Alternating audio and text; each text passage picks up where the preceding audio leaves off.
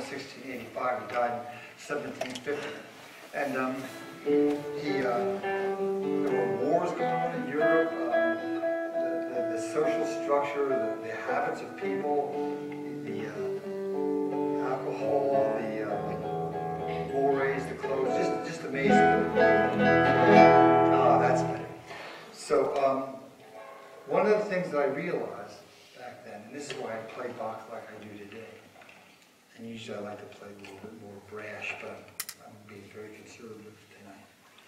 Conservative Bach is that back then the musicians, I think, wanted exactly what the musicians wanted today. You know, they wanted, well, back then they wanted a steady income. Now they want outrageous wealth. You know, back then they wanted nice horses that they could depend on. Musicians today want hot cars. Back then they wanted to play to impress the ladies. Today they want to play to impress the ladies. You know, so it's that kind of a thing. And so that's why I play what I do. The way I do and all that. Wendy Lesser, I just have to read you a quote. Wendy Lesser said, who's a critic and a writer and a very well-respected art scholar, because you're not familiar with her, said great music is, if it's to last, it must change to stay the same.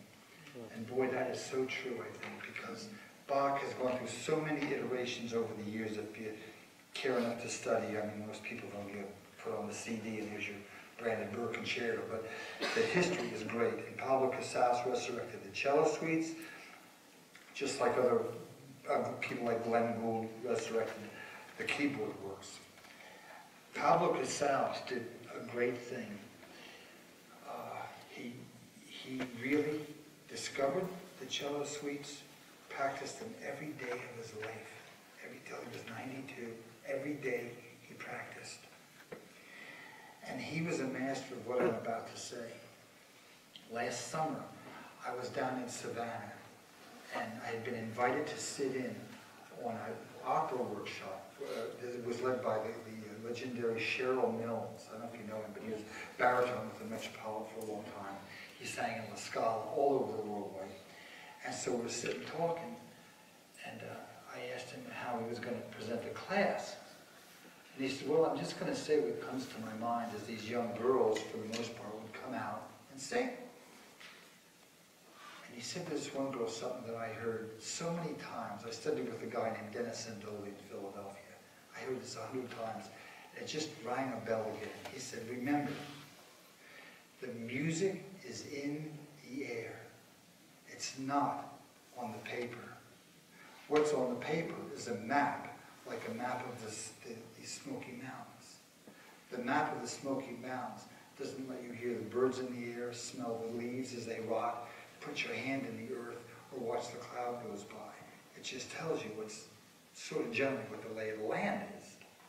So when I started to play Bach, that's when I realized that. So back to Pablo Casals. Keeping his cello suite. Is this irritating? No.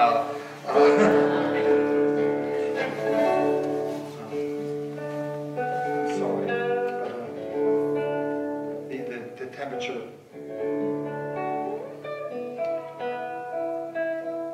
I watched Sandro Segovia do the same thing. Okay. The first cello suite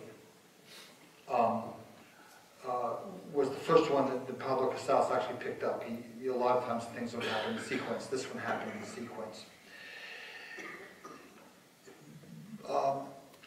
This is very important because Bach's second wife, Anna Magdalena, who he married 3 months after Maria died, probably at the insistence of his kids and the pressures of the... She was a singer. She was a musician in her own right. She was a very brilliant singer. She copied Bach's music off for him. You know, they have made a big score that they write for orchestras. And he copied off the individual parts to give to the violin player, the clarinet player, whatever. Her handwriting got so much like his that you could barely tell them apart. Still, it takes a scholar, somebody who's really trained, to be able to tell them apart sometimes.